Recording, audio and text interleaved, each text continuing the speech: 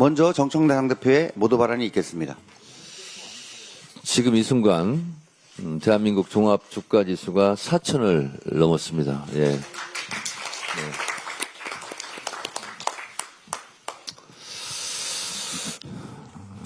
구군이 계속 상승했으면 좋겠습니다. 아세안 정상회의에 이은 에이펙 정상회의까지 대한민국 외교의 슈퍼위크가 시작되었습니다. 어제 이재명 대통령이 아세안 정상회의 참석차 말레이시아로 출국했습니다. 저도 마중을 나가서 많은 외교적 성과들을 거두고 오시라고 응원했습니다. 준비하신 만큼 많은 외교적 성과를 거두고 오시길 기원합니다. 특히 오늘 개최되는 훈 마넷 캄보디아 총리와의 정상회담이 국민들로부터 관심을 받고 있습니다. 캄보디아 측의 요청으로 성사된 정상회담인 만큼 지금 논란이 되고 있는 보이스피싱과 온라인 사기 범죄에 공동으로 대처하기 위한 방안들이 적극 모색될 수 있기를 바라고 성과가 있기를 바랍니다. 네이버에 외교를 검색해 봤습니다. AI 브리핑은 이렇게 전하고 있었습니다. 외교는 국가의 평화적인 방법으로 외국과의 관계를 유지하고 발전시키기 위해 행하는 모든 활동을 의미합니다. 이는 정치적, 경제적, 문화적 측면에서 국가의 이익을 추구하는 다양한 방식과 전략을 포함합니다. 라고 되어 있습니다. 그렇습니다. 외교의 최종 목표는 국익 추구입니다. 국익을 위해서는 악마와도 손잡아야 한다고 김대중 전 대통령께서는 자주 말씀하셨습니다. 대한민국은 수출로 먹고 사는 나라입니다. 우리나라는 그 어느 나라보다도 대외 의존성이 높은 나라이고 그래서 외교가 그 어느 부문보다 중요합니다. 외교가 국운을 좌우합니다. 외교가 경제이고 외교가 국방입니다. 외교가 잘 돼야 경제도 살고 외교가 잘 돼야 우리 안보도 튼튼해집니다. 경주 에이펙 정상회의는 서로 간의 이해관계가 얽히고 설킨 국제정세 속에서 중재자의 역할을 적극적으로 해내는 대한민국의 역량이 빛을 발하는 계기가 될 것입니다. 29일부터 천년고도 경주에서 에이펙 정상회의와 최고경영자회의 CEO 서밋이 개최됩니다. 미국, 중국, 일본을 비롯해 21개국 회원국의 정상들이 함께할 예정인 가운데 젠슨 황, 엔비디아 CEO 등 글로벌 기업의 리더들도 1,700여 명이나 총출동하여 우리 기업들과의 협력 방안을 모색할 예정입니다. 이재명 대통령은 29일 CEO 서밋 개막식 특별 연사로 나서 대한민국의 지속 가능한 성장과 혁신 전략을 적극 제시할 계획입니다. 29일에는 미국 트럼프 대통령과의 정상회담을 앞두고 있고 11월 1일에는 중국 시진핑 국가주석과 정상회담이 있을 예정입니다. 무엇보다도 이번 에이펙 정상회의의 백미는 미국 트럼프 대통령과 중국 시진핑 국가주석이 6년여 만에 공백을 깨고 30일 정상회담을 준비하고 있다는 점입니다. 중국의 히토류 수출 제한과 미국의 대중 관세 100% 추가 부과를 둘러싼 긴장된 상황이 조금이라도 완화되는 계기가 될 수 있기를 희망합니다. 이를 통해 이번 경주 에이펙 정상회의가 국가 간 갈등을 해소하고 협력을 다지는 변곡점으로서 세계사에 기록될 수 있기를 희망합니다. 에이펙 정상회의 일정을 다 기억하기 어려울 정도로 정상회담들이 줄지어 열립니다. 세기 회담이라 일컬어지는 미중 정상회담도 한반도에서 열립니다. 트럼프 대통령과 김정은 국무위원장과의 만남도 실제 성사 여부와 관계없이 전 세계의 뜨거운 주요 관심사입니다. 꼭 만남이 이루어져서 한반도 평화에 큰 진전이 있기를 기대합니다. 전 세계도 이번 경주 에이펙에 주목하지만 우리 대한민국의 정치, 경제, 외교, 안보의 측면에서 역사적 사건이 될 것입니다. 이렇게 중요한 역사적인 2025 경주 에이펙 성공을 위하여 모든 국가적 역량을 집중할 때입니다. 외교의 최종 목표가 국익 추구인 만큼 국익에 여야가 따로 있을 수 없습니다. 전 세계가 한국을 주목하고 있습니다. 전 세계인 앞에서 우리끼리 싸우지 맙시다. 외교 슈퍼위크인 이번 주만이라도 여야가 정쟁을 멈추고 에이펙 성공을 위하여 무정쟁 주간을 선언하고 오직 대한민국의 성공을 위해서 같이 노력했으면 좋겠습니다. 사례도 있습니다. 2002년 월드컵 때 야당이던 한나라당 서청원 대표가 무정쟁에 합의했고 1998년 IMF 때도 국회의장 주도로 무정쟁을 합의한 바 있고 1988년 서울 올림픽 때도 김대중 대통령 등 야권 지도자가 주도해서 정쟁을 중단하고 대한민국 성공만을 위해서 노력했던 역사가 이번 주에 다시 이루어지기를 희망합니다. 저부터 솔선수범하겠습니다.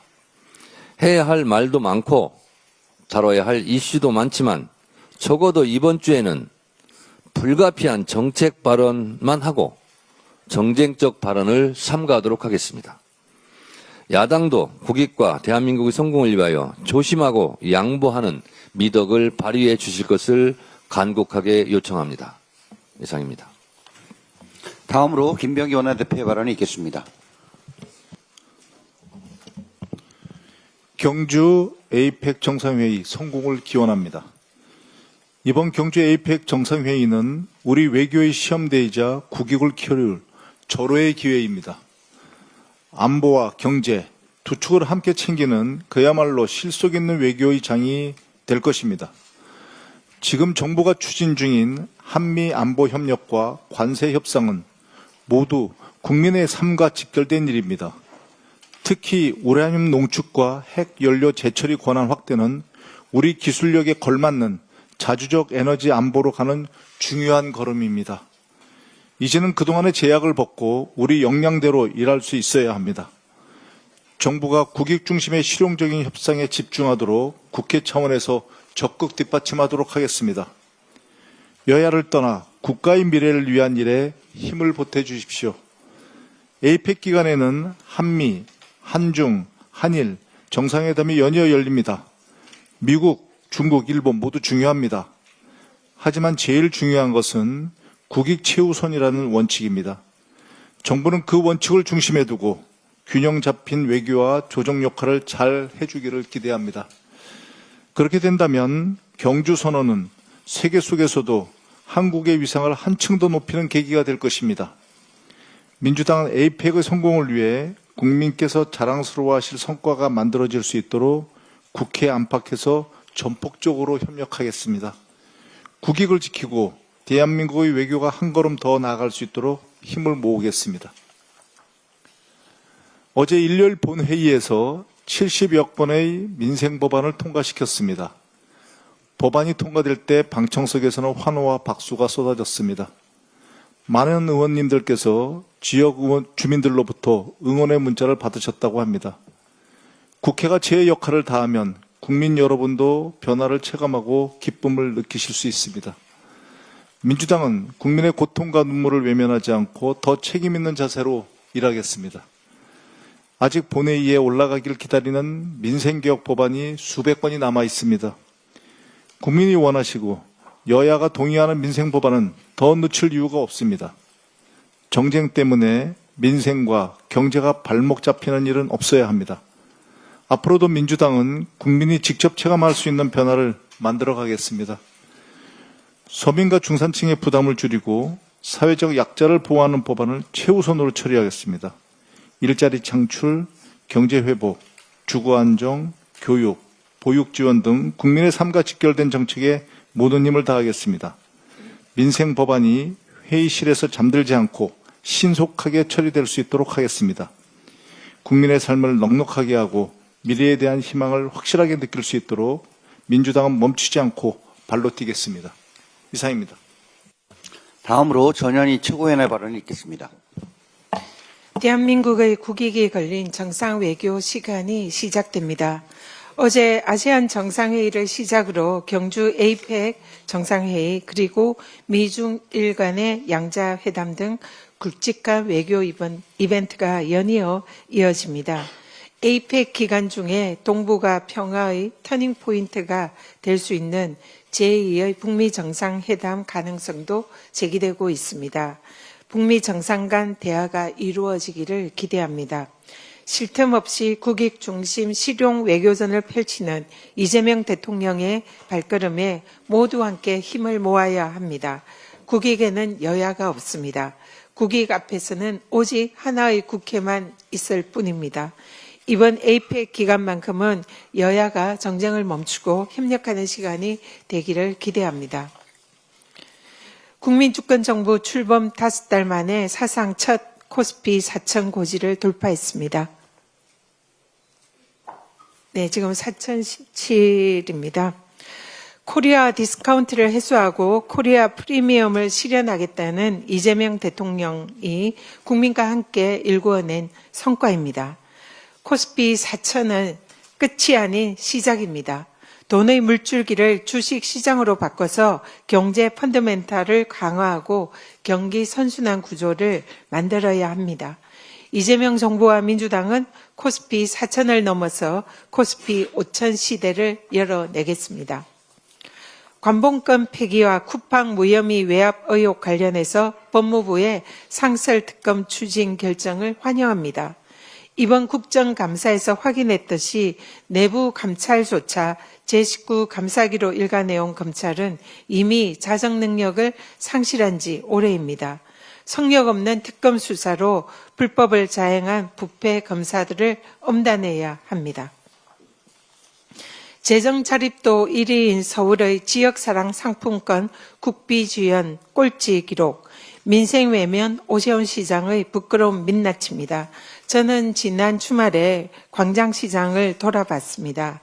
광장시장 상인분들께서는 2구 동성으로 민생회복 소비 쿠폰이 시장 경기를 살리고 있다며 더 적극적인 지원 대책을 주문했습니다.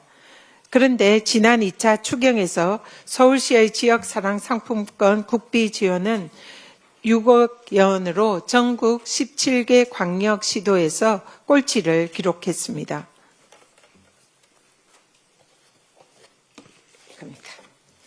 서울이 6억 2,900인데요. 부산이 643억, 광주가 533억, 대구가 235억, 경기도 72억 1,700만 원입니다. 애당초에 이렇게 적은 지역사랑 상품권 예산 규모는 서울시가 아예 애당초에 지역사랑 상품권 예산을 신청하는 규모가 터무니없이 적었기 때문이라고 합니다. 전시행정인 한강버스에는 시민 혈세를 낭비하고 정작 민생 예산에는 눈 감은 오세훈 시장은 1,000만 서울 시민의 삶을 책임질 자격이 없습니다. 이상입니다. 다음으로 한준호 최고위원의 발언이 있겠습니다. 네, 일요일이었던 어제 국회는 본회의를 열고 74건의 민생 법안을 처리했습니다. 국민의 삶을 보듬는 법안들이 여야 간 합의에 따라서 처리된 것은 매우 뜻깊게 생각을 합니다. 특히 근로자의 날 재정에 관한 법률을 전부 개정해서 5월 1일을 노동절로 되돌릴 수 있게 되었습니다. 5.16 군사정변 세력의 통치기구였던 국가재건최고회의가 노동절을 근로자의 날로 바꾼 지 62년 만의 일입니다. 부지런히 일하지 않으면 인정받지 못하는 근로의 시대를 넘어서 모든 일이 존중받는 노동의 시대를 다시 한번 열게 된 것입니다. 지금 이 순간에도 소위 근로자성을 인정받지 못해서 고통을 받고 있는 노동자들이 있습니다. 검찰의 봐주기 불기소와 또 수사 외압의 논란으로 쿠팡 일용직 노동자 퇴직금의 이 문제 근원도 바로 여기 있는 것 아니겠습니까? 우리 법과 제도로 온전히 보호받지 못한 노동자들을 위해서 사회적 대화가 절실한 시점인데 어제 일부 국민의힘 의원들이 법안에 반대 또는 기권 의사를 표한 것은 매우 안타깝게 생각합니다. 앞으로도 민주당은 일하는 모든 국민의 더 나은 삶과 권리를 위해서 일하겠다는 말씀드립니다. 지난 토요일 김건희 관련 사건 재판의 변호인이 SNS에 글을 하나 올렸는데요. 물론 지금은 삭제된 걸로 알고 있습니다만 요컨대 김건희 경복궁 사진을 유출한 사람을 특정했다라면서 적당히 하는 것이 좋을 것입니다 라고 경고하는 내용이었습니다. 심지어 업무상 입수한 사진을 유포하는 것이 어떤 법적 결과를 가져올지 생각해보라 라고 하면서 법적 책임을 운운하며 겁을 주기도 했습니다. 적당히 하라. 이 말을 들어야 할 사람은 제보자가 아니라 김건희입니다. 경복궁 휴궁일에 경회로 2층에 올라가서 짝다리를 짚은 사진, 이걸 보고도 김건희를 호위하겠다고 나서고 싶습니까? 경복궁 근정전에 들어가서 용상에 앉아보고 잠겨있던 건청궁을 기어이 열어서 구경을 하고 종묘에서는 차담을 하면서 우리 문화재를 사적으로 유행했던 김건희야말로 적당히 했어야죠. 어좌, 즉 왕의 자리에까지 올라봤으니 아직도 세상이 자기 발 아래 있는 줄 착각을 하는 모양입니다. 그러나 현실은 이마저도 수사 대상입니다. 김건희 특검이 문화재 사적 유용 의혹과 관련해서 문체부 규조실장을 소환할 방침이라고 알려졌습니다. 김건희 본인도 이 사안과 관련해서 수사를 받게 되겠죠. 어떤 업무도 맡겨지지 않았던 김건희가 적당히 하지 않은 것이 어떤 법적 결과를 가져올지 김건희 본인과 변호인이 더 잘 생각해 봐야 될 것입니다. 그리고 당신들 만행에 대해서 진실의 목소리를 내는 국민을 향한 겁박도 적당히 해야 할 것입니다. 이상입니다. 다음으로 김병주 최고위원의 발언이 있겠습니다. 경주 에이펙 정상회의가 시작됩니다. 세계가 주목하는 무대이자 대한민국의 품격과 외교력을 증명할 기회입니다. 경주는 유구한 역사와 문화가 공존하는 천년의 고도입니다. 이번 경주 에이펙은 연결, 혁신, 번영이라는 에이펙 주제를 가장 이상적으로 꽃피워낼 외교 향연의 장이 될 것입니다. 이번 회의가 단순한 외교 행사를 넘어 한반도의 평화와 동아시아의 협력의 길을 새롭게 제시하는 길라잡이가 되길 기대합니다. 모든 준비가 완벽해야 합니다. 의전은 품격을, 보안은 철저함을 견지하고 새로운 한반도 외교의 비전을 담아야 합니다. 경주의 빛이 세계의 이목을 모으는 이 시간, 이재명 정부의 실용 외교가 진정한 국익 외교로 완성되길 바랍니다. 트럼프 미국 대통령이 아시아 순방을 시작하며 북미 정상회담에 대해 적극적인 의사를 재차 밝혔습니다. 정상회담의 발언보다도 더 중요한 사실은 북한을 사실상의 핵 보유국으로 본다고 말한 점입니다. 이 발언은 단순한 외교 수사로 치부할 수 없습니다. 한반도의 운명을 좌우할 중대한 메시지입니다. 하지만 우리 정치와 기성 언론은 관세 협상과 트럼프 대통령의 은행만을 부각하며 불편한 진실을 직시하지 않고 있습니다. 한반도 주변 강대국들이 저마다 새 판을 짜고 있는데 우리 정치는 정략적 주장과 발목 잡기에 매몰되어 있습니다. 한반도 평화를 위한 치열한 토론이 멈춰선 자리에 낡은 대결주의와 허황된 핵무장론이 고장난 라디오처럼 되풀이되고 있습니다. 한반도는 거대한 변곡점에 서 있습니다. 대한민국 안보의 현실을 냉철히 분석하고 각계의 지혜를 모아 새로운 전략을 고민할 때입니다. 모두가 침묵하면 모두가 침몰합니다. 우리의 미래는 우리가 결정해야 합니다. 우리 대한민국 안보를 누구보다 깊이 고민해온 사람으로서 말씀드립니다. 지금 필요한 것은 격변하는 시점에 한반도 안보 변화를 읽어내는 국가 전략입니다. 저는 그 변화를 감지하고 국민께 보고 드리는 것이 책임있는 정치의 시작이라고 믿습니다. K방위산업이 한국 경제의 성장 동력입니다. 서울국제항공우주 및 방위산업 전시회 아덱스 2025가 성황리에 막을 내렸습니다. 이번 전시회에서는 35개국 600개 업체가 참여해 세계 각국 고위 군 관계자와 국내외 기업 간에 816건 449억 달러 규모의 수주 상담을 기록했습니다. 정말 반가운 일입니다. K방산의 글로벌 경쟁력이 입증됐습니다. 특히 AI 기반 무기체계, 무인화 시스템, 우주 발사체와 인공위성 등 첨단 기술이 대거 소개되며 방위산업이 단순 국방을 넘어 한국 경제의 새로운 동력, 성장 동력임을 확인시켜 주었습니다. 민주당 방위산업특별위원장으로서 행사 관계자 모두에게 진심으로 감사의 말씀을 드립니다. 민주당은 한국 방위산업이 경제 발전과 일자리 창출, 기술 혁신의 중심이 되도록 최선을 다하겠습니다. K방산의 힘으로 대한민국 경제와 산업기술 경쟁력을 한층 더 높이겠습니다. 국민의힘 부동산 특위가 허위 매물 떴다방처럼 거짓을 앞세워 진실을 매도하고 있습니다. 종류별로 집을 여러 채나 컬렉션하고도 마치 푼돈인 것처럼 허위 광고하는 장동혁 대표는 시세 조작 기획부동산 대표이사입니까? 한국 부동산의 과거와 현재를 독식한 자들이 급주한 국힘 부동산 특위는 부동산 정상화가 아니라 강남 불패 구사대라 불러야 합니다. 국민의힘 특위위원 중 여러 명의 의원들은 경쟁하듯이 2채에서 4채의 집을 가지고 있다고 합니다. 강남 펜트하우스에 살면서 서민의 주거지를 걱정하는 꼴입니다.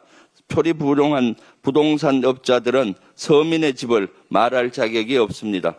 살인 저주를 주문하던 송원석 원내대표의 50억에 이르는 강남 아파트, 부동산 재벌 바이든 김은혜 부부의 200억대 강남 빌딩과 단독주택, 입으로는 서민의 눈물을 말하지만 발 밑에는 부의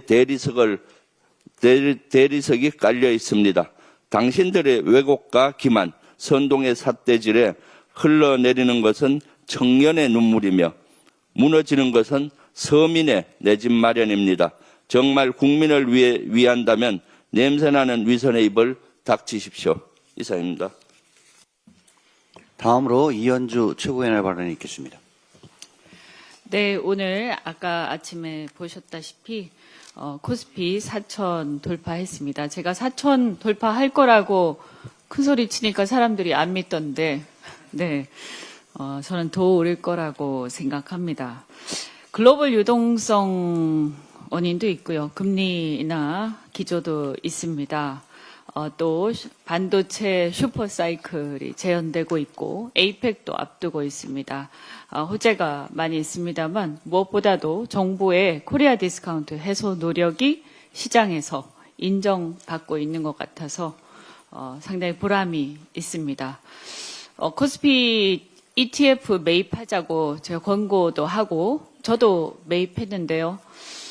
국가의 성장과 개인의 성장이 함께 가는 모두의 성장이 실현되기를 바랍니다. 아울러서 배당소득 분리과세 우리 정부가 이 코리아 디스카운트 해소 위해서 노력하는 김에 국회에서 주장하고 있는 또 저희 우리 여당이 주장하고 있는 배당소득 분리과세 시장의 기대에 또 부응하는 그런 방향으로 가주시기를 바랍니다. 그런데 이 글로벌 관세 전쟁, 이 글로벌 경기 불확실성이 여전히 해소되지 않고 있어서 외환시장의 변동성은 또 커지고 있습니다. 이것은 장기적으로는 자본시장에도 영향을 미칠 수 있어서 상당히 걱정을 하고 있습니다. 한미 간 관세 협상이 많이 근접했음에도 대미 투자, 현금 비중 등 주요 쟁점을 두고 우리 정부가 분투 고생하고 있는 것 같습니다. 응원을 보냅니다. 이번 에이펙을 계기로 가능한 한 관세 불확실성이 해소되어서 외환시장도 조속히 안정되기를 바랍니다. 지난 금요일에 금융위원회에서 10.15 부동산 대책으로 서울 전역과 경기 12개 지역에 40%로 강화된 LTV를 주택담보대출 갈아타기 즉 대환대출에 한해서 기존처럼 70%로 적용하는 예외 규정을 두기로 했다고 합니다. 또 이와 함께 6.27 이전에 맺은 임대차 계약의 전세 퇴거자금 대출도 기존 LTV 70%를 유지한다는 지침을 밝혔습니다. 늦었지만 서민과 실수요자의 어려움을 살핀 금융위의 세심한 조치에 대해서는 다행스럽게 생각합니다. 한편 이번 보완대책 발표를 계기로 정부가 절박한 상황에 놓인 실수요자를 위해서 부동산 금융정책 전반을 세밀하게 재점검해서 선의의 피해자를 방지할 필요가 있다고 생각합니다. 우선 6.27 대책에서 가계대출 총량을 계획 대비 50%로 감축한 조치에 대해서 우려가 많습니다. 이미 은행권은 대출 문턱을 높이고 있고 자금 수요가 몰리는 연말에 대출 절벽이 현실화될 수 있다. 이런 걱정이 되고요. 두 번째, 또 수도권 지역의 생활 안정 자금 대출 한도를 1억 원으로 제한한 것도 민생 경제 관점에서 좀 걱정이 됩니다. 갑작스럽게 목돈이 필요해서 자기 주택을 담보로 대출을 받으려 하는 경우가 있을 수가 있습니다. 줄어든 대출 한도 때문에 생활 자금을 구하지 못한 일이 생길 수 있어서 살펴봐야 한다 이렇게 생각합니다. 또한 젊은 세대들이 주로 이용하는 정책 대출인 버팀목 대출과 디딤돌 대출의 대출 한도가 지난 6.27 대책으로 5천만 원가량 하향 조정된 바 있는데요. 혹시라도 이것은 젊은 세대들의 주거 사다리를 치우는 경우가 되는 게 아닌지 한번 살펴봐야 한다고 생각합니다. 그들이 내 집 마련의 첫 단계를 밟을 수 있도록 정부의 면밀한 지원 정책이 필요하고요. 11호 부동산 대책을 하면서도 이러한 세심한 부분들에 대해서는 재점검이 좀 필요하다 이렇게 생각합니다. 11호 부동산 대책 발표 직후부터 강조했듯이 정부는 실수요자들이 안심하고 내 집 마련을 준비할 수 있도록 구체적이고 예측 가능한 공급 정책을 제시해야 합니다. 억눌린 수요를 흡수할 수 있는 공급 대책을 속도감 있게 추진하고 금융 접근성 완화와 대출 규제 정교한 조정으로 주거 사다리를 재점검해야 할 것입니다. 앞으로도 지속적으로 점검하고 대안을 제시하겠습니다. 한편 최근에 사회민주당 한창민 의원이 대표 발의한 이른바 333 임대차 보호법 개정안이 과도한 재산권 침해라는 이유 등으로 시장에서 논란이 되고 있다고 합니다. 여기에 대해서 우리 당의 일부 두 분 의원께서 공동 발의에 참여한 바 있지만 이게 민주당의 공식 입장과는 무관합니다. 또 민주당의 기본 방향과도 거리가 있습니다. 여기에 대해서 이미 어제 박수현 대변인께서 당에서 검토한 바 없다라고 밝힌 바가 있습니다.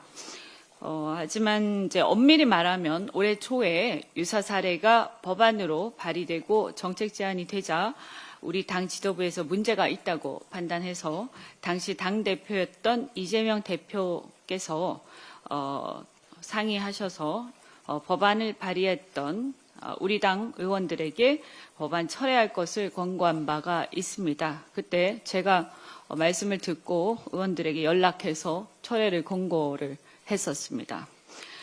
당시 이재명 당대표께서는 당 공식 입장이 아닐 뿐더러 개인적으로도 바람직하지 않다는 의견이라고 밝힌 바가 있습니다.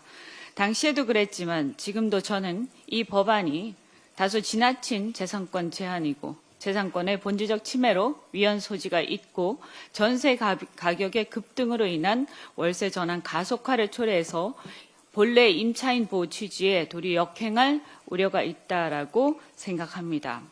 다만 원칙적으로 개별 법안을 발의하는 의원들을 당이 일일이 다 통제하기 어렵고 대개는 심사 절차에 들어가야 당 입장이 정리되는 것이지만 이번 정부 부동산 대책과 연결해서 국민들의 우려가 커지고 있어서 미리 말씀드립니다. 이 법안은 어쨌든 그 전처럼 현실에서 실현될 가능성은 위에서 말씀드린 그런 이유들로 인해서 거의 없다고 생각합니다.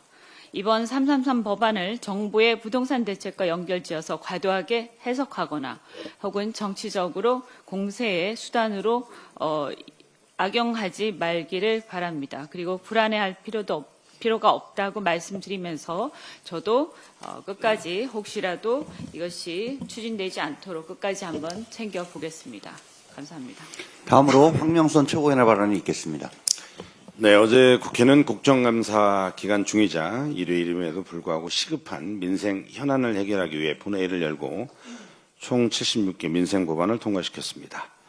응급환자의 응급실 뺑뺑이를 막기 위한 응급의료법 개정안, 근로자의 날을 노동절로 바꾸는 근로자의 날법 전부 개정안, 상가 건물 임대차 보호법, 장애인 평생교육법 등 국민의 삶과 직결된 법안들을 잇따라 처리했습니다.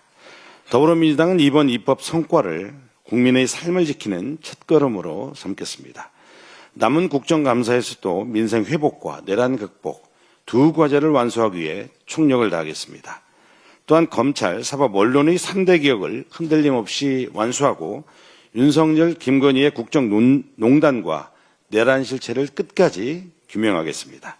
더불어민주당은 오직 국민만을 바라보고 책임 있는 여당으로서 민생 입법과 개혁의 길을 흔들림 없이 나가겠습니다. 김건희 씨 변호사가 경복궁 사진을 공개한 제보자에게 적당히 하라며 협박성 발언을 했습니다. 국가유산을 사유화한 범죄를 반성하기는커녕 어디다 대고 협박입니까? 분명한 사실은 김건희는 대통령이 아니었고 경복궁 방문은 대통령의 공적 업무가 아니었다는 것입니다. 김건희 씨 측의 법적 조치를 운운하며 내부 고발자와 언론을 겁박하는 것은 명백한 반민주적 행위입니다.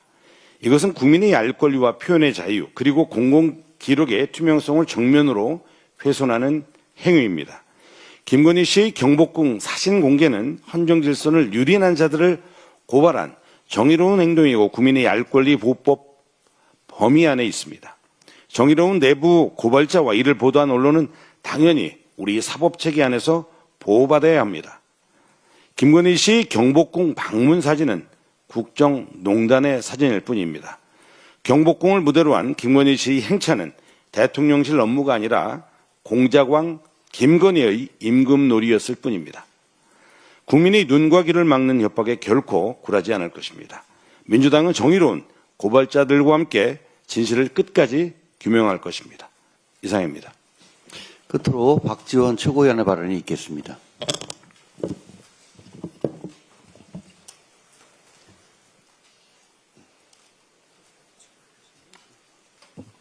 발언문이 띄우는데 시간이 걸리네요. 갑자기 인터넷이 안 돼서 핸드폰을 보고 읽겠습니다. 예.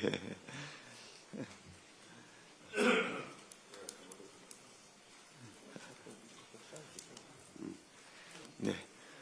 얼마 전 한 시의원이 대통령과 부속실장에 대한 망발을 SNS에 올렸던 일 기억하실 겁니다. 여론의 문매를 맞은 뒤에 글은 급히 삭제되었고 해당 의원은 윤리특위에 회부됐습니다. 그런데 현실 정치인이 퍼뜨리는 가짜 뉴스는 이렇게 그나마 심판할 수 있지만 같은 내용의 허위 정보가 딥페이크로 만든 가짜 증거 사진과 함께 AI로 만든 영상에서 유포된다면 어떻게 책임을 물어야 할까요? 이미 현실에서 벌어지고 있는 일입니다. 대통령의 딥페이크 사진과 영상이 AI 방송인을 통해 버젓이 송출되고 있습니다. 대통령뿐 아니라 공개 행보가 많은 정치인이나 연예인 등 머신러닝이 쉬운 대상은 누구든지 같은 방식으로 평판 테러를 당할 수 있습니다. 이것은 민주당 국민소통위원회와 민주파출소가 제기해온 좀비 채널 문제와도 맞닿아 있습니다. 사이버 여론전을 벌이는 극우 세력은 출처를 알 수 없는 자금력과 조직력을 동원해서 여러 SNS 계정을 사고 딥페이크로 조작한 인물의 사진과 음성, 영상을 24시간 내보냅니다. 자극적인 제목과 썸네일을 담은 링크가 정치 관계자들도 포함된 단체 대화방에 삽시간에 동시적으로 퍼지고 그 조회수가 수천 회, 수만 회를 넘기고 있습니다. 민주당의 당원들께서도 걱정되는 마음에 여러 신고와 제보를 해주시지만 당의 대응 인력도 충분치 않거니와 대부분의 조치가 온라인 플랫폼의 자율 규제에 의존하는 현실에 안타까워하고 계십니다. EU를 비롯해서 해외 주요국들은 이미 플랫폼 사업자에 대한 의무 부과를 시작했습니다. 우리도 플랫폼에 대한 공시와 감사 의무화, 기술적 탐지에 따른 초동 차단과 신고 의무 강화 등 논의를 시작해야 합니다. AI 기본법이 내년 1월부터 시행이 되는데 딥페이크 산출물 표시 의무가 얼마나 실효적으로 작동하는지도 주시해야 하겠습니다. 우리 당내 허위 조작 정보 대응 특위도 좀비 채널을 모니터링하고 배후를 추적해서 대응할 전문 인력을 갖추기 위해 노력하겠습니다. 기술이 진실을 위협하는 시대입니다. 민주주의를 오염시키는 디지털 심리전에 맞서 민주당이 진실과 인권을 보호하겠습니다. 감사합니다. 이상 발언을 모두 마치고 당대표께서 회의를 폐하하시겠습니다. 네. 제가 오늘 에이펙 기간 무정쟁 주관으로 하자라고 선언한 바 있습니다. 다시 한번 말씀드리지만 서울 올림픽 때도 그리고 IMF 때도 2002 월드컵 때도 실제로 그것이 이루어졌다고 제가 들었습니다. 앞서 말씀드린 그 세 개의 일보다 에이펙 정상회의가 작다고 할 수가 없습니다. 저는 거기에 버금가는 구군이 걸린 매우 중요한 세계사적 이벤트가 한반도에서 이루어지고 있는 이번 주에는 정말 여야가 합심 노력해서 외교의 최종 목표인 국익 추구 그리고 대한민국의 국운 상승에 찬물 끼얹는 일이 없었으면 정말 좋겠습니다. 보시다시피 주식이 4,020일 이 순간 또 이렇게 주식이 올라가고 있습니다. 대한민국의 국운이 올라가는 듯한 그런 느낌인데요. 여야가 적어도 대한민국 국운 상승에 서로 합심 노력하는 그래서 국민들께 여야가 모처럼 박수받는 그런 주간이기를 진심으로 바랍니다. 회의를 마치겠습니다.